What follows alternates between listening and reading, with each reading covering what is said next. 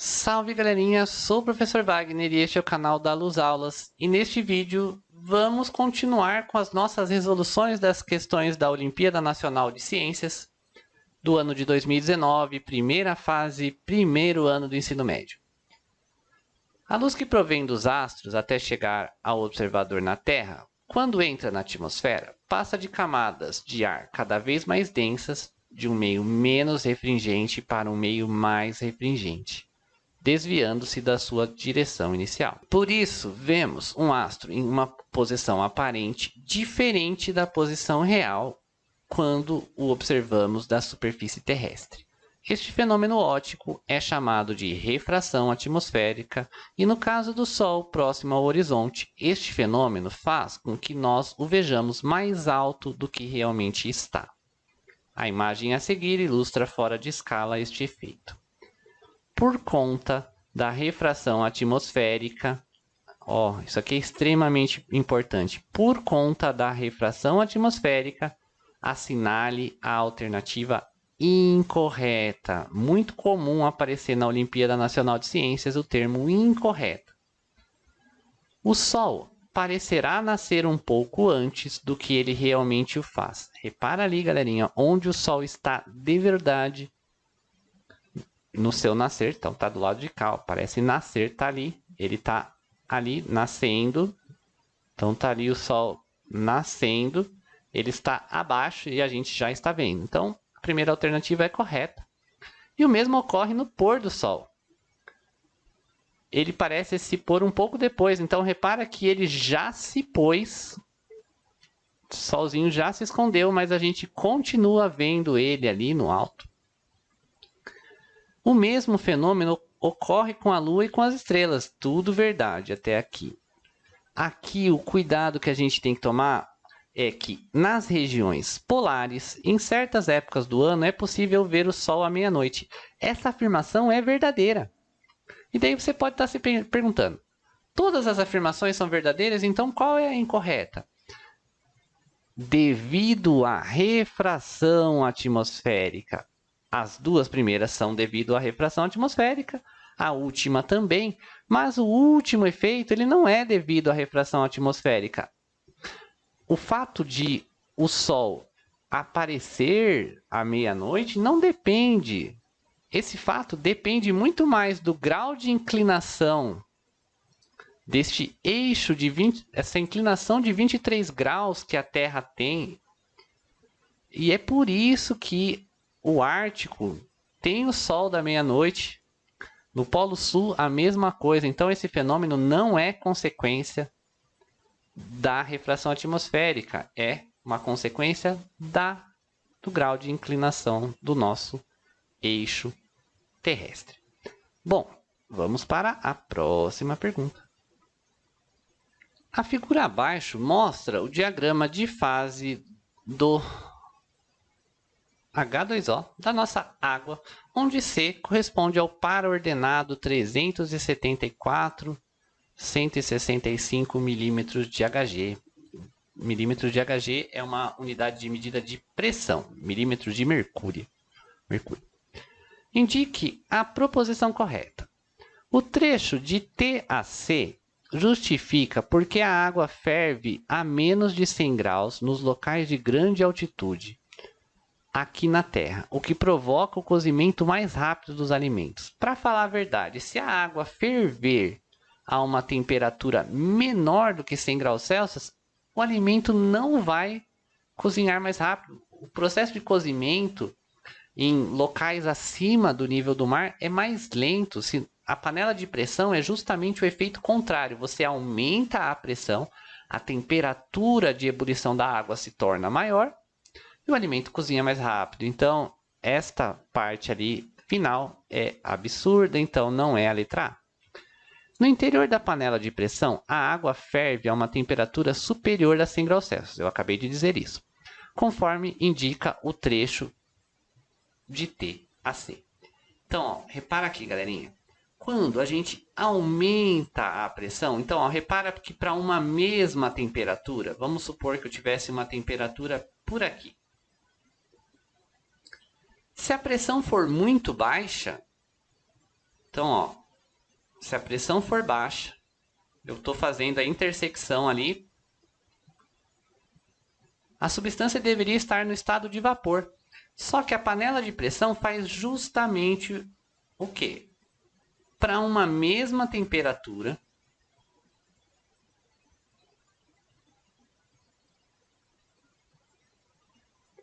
por exemplo, 115 graus Celsius, a água já deveria estar no seu estado de vapor. Só que, como a pressão é maior, ou seja, eu aumentei a pressão, eu aumento esta temperatura de ebulição, ou seja, a água permanece no estado líquido, mesmo em temperaturas mais elevadas. E isso faz com que o alimento cozinhe mais rápido. Então, a alternativa B é a nossa alternativa correta. Mas vamos analisar as outras, porque é importante saber o que está errado nas demais. Quando uma roupa é colocada no varal, a pressão no entorno da roupa reduz muito, já que a água líquida vira vapor de água na temperatura ambiente, conforme o trecho de A a C. Aqui é um equívoco. O erro que a gente comete na interpretação dessa questão é o seguinte: a água evapora em qualquer temperatura. O processo de evaporação, ele ocorre em qualquer temperatura, independente dessa questão da pressão e da temperatura. As moléculas, aliás, as moléculas que estão na parte superior do líquido, elas adquirem maior energia e simplesmente evaporam, ou seja, mudam de estado físico da matéria. Então, não é porque, por algum motivo, você colocou a roupa no seu varal, a pressão diminuiu no entorno da roupa e daí essa água evaporou. Não é isso. A água evapora mesmo a temperatura ambiente por causa da questão das moléculas que se encontram na parte mais próxima da superfície, aliás, que se encontram na superfície, elas recebem energia e acabam evaporando. O item D nos diz que mesmo tendo temperatura média de 482 graus Celsius, no planeta Vênus não existe água no estado gasoso devido à imensa pressão atmosférica. Essa informação a gente vai rebater a partir do enunciado aqui, ó. O ponto crítico C, temperatura crítica, a partir dessa temperatura de 374, os estados físicos da matéria, líquido e vapor, eles ficam muito difusos, ficam praticamente indistinguíveis e a gente não consegue saber o que ocorre do ponto de vista termodinâmico a partir dessa temperatura. Então, não é devido a essa pressão atmosférica que a gente não vai considerar essa alternativa como correta, porque está acima da nossa temperatura crítica. A resposta correta desta questão é a letra B. Na imagem, vemos o esquema fora de escala da órbita da Terra ao redor do Sol e a projeção deste na esfera celeste.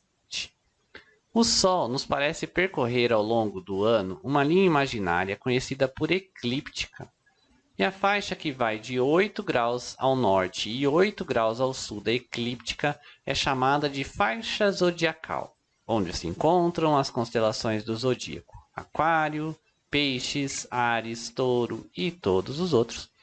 Por essa faixa vemos também passar a Lua e os planetas. Então tá lá, ali no nosso desenho, a Terra e o Sol. Então tá ali, Terra e Sol. E vamos analisar essa situação.